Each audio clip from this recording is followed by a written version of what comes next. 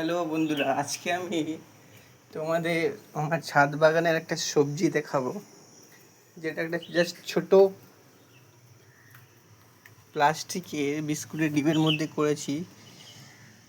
কি অসাধারণ হয়েছে তোমাদের দেখাবো। এরকম প্লাস্টিকের ডিবের মধ্যে দেখো এই পুঁই শাকগুলো কত সুন্দর এবং কত মোটা, দেখো কত গোজ বেরোচ্ছে হয়েছে। দেখো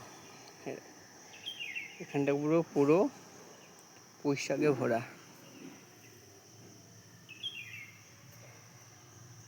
এই পুঁই শাকটা তৈরি করার জন্য আমি কী করেছিলাম, প্রথমে পুঁই শাকের চারাগুলো তৈরি করে ছোটো ছোটো ডিবের মধ্যে পুঁতে দিয়েছিলাম। কী সুন্দর, অসাধারণ হয়েছে।